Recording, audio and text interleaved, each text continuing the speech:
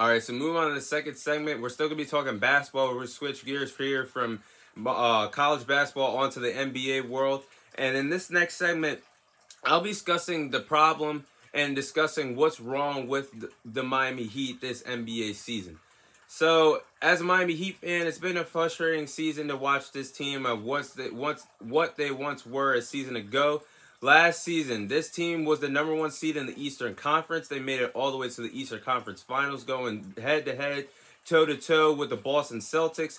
A series evidently ended in Game 7, where the Heat were just one shot away of playing the Golden State Warriors in last year's NBA Finals. Unfortunately, Jimmy Butler did not connect on that three-point shot with 20 seconds left in Game 7 of the Eastern Conference Finals.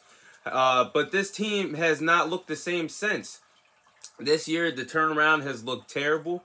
Right now, they are currently 39-34. They are currently the 7th seed in the Eastern Conference. Right now, if the season ended today, that is not good enough to secure your spot of not playing in the play-in tournament. They would have to go into the play-in tournament to secure the 7th or 8th seed in the Eastern Conference to make sure they can make the playoffs this year. I think that's a huge drop-off for how they were last year.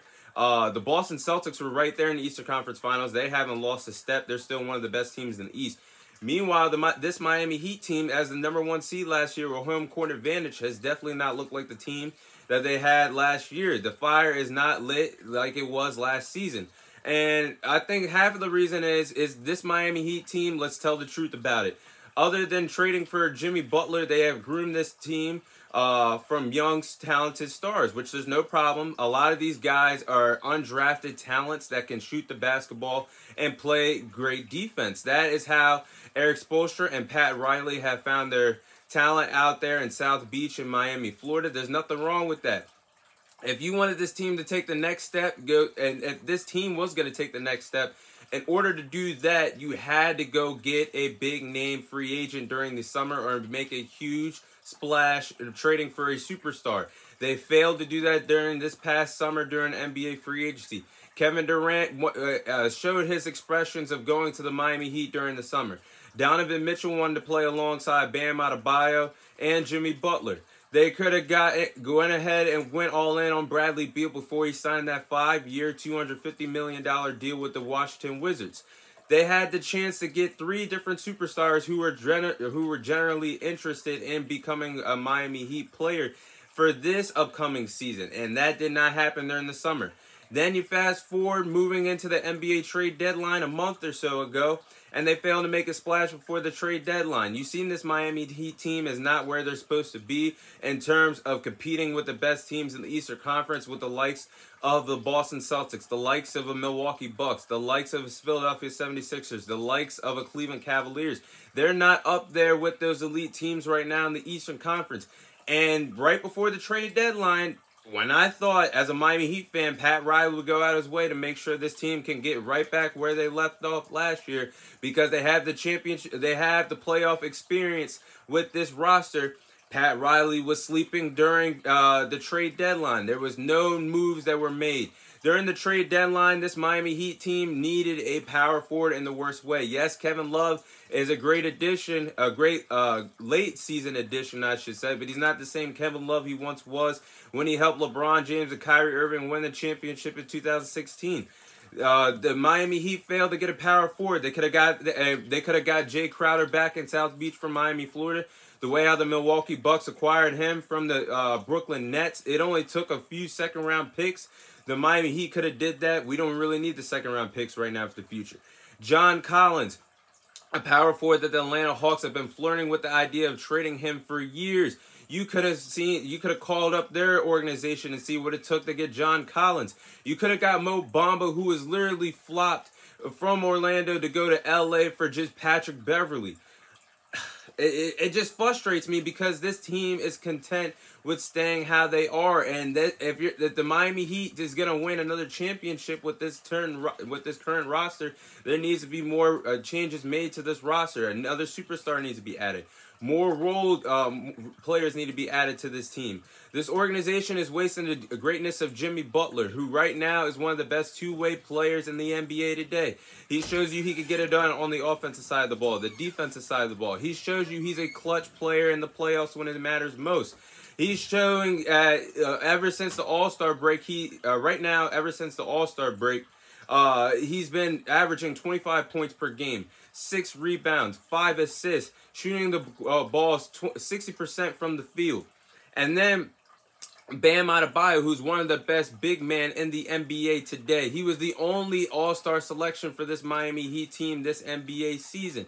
He's also a great two-way player and one of the best defensive players in the league. You're wasting his greatness as well. And Tyler Hero, who you just gave a contract to, a player that you did not want to trade in order to get a superstar of Kevin Durant, Donovan Mitchell, and Bradley Beal.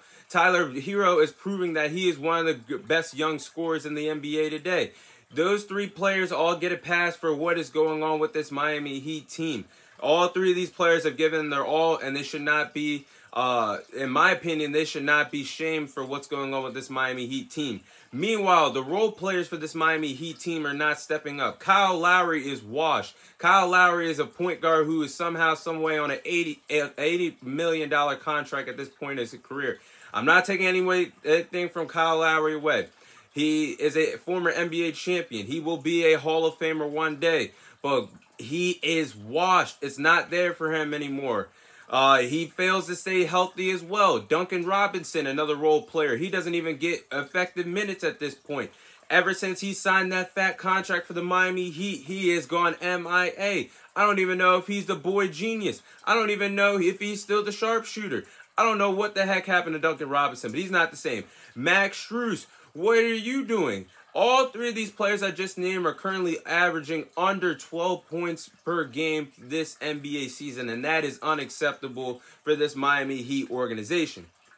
And the thing is, this fan base expects greatness on a yearly basis. Myself, being a Miami Heat fan, we have been spoiled over the years. We have seen, since 2006, this franchise has won 3 NBA titles in the 21st century. And we haven't gone more than 6 seasons with at least an NBA Finals appearance. We witnessed the big 3 in Miami. Dwayne Wade, Chris Bosh, and LeBron James. We got to witness those glory days. This franchise is hungry to win another title. Jimmy Butler deserves it at this time in his career. Everything that he's done to turn around this Heat culture. Bam Adebayo, he deserves a ring. Tyler Hero, let him get one while he's young.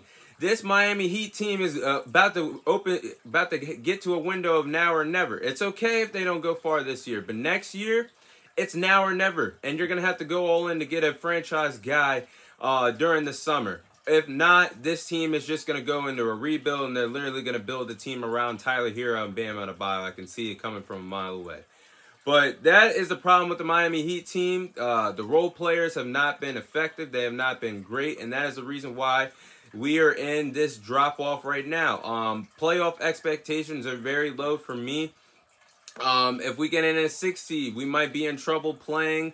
I take that back. The only team that I could really see us beating if we matched up against them in the first round would be the Philadelphia 76ers, or it would be the New York Knicks. Anybody else, I do not see us beating in the first round. But that are my thoughts on the Miami Heat. Excuse me for the technical difficulties, but that's my thoughts on the Miami Heat's problems this NBA season. They have actually not met up to their expectations and definitely have not been the team that they once were last NBA season.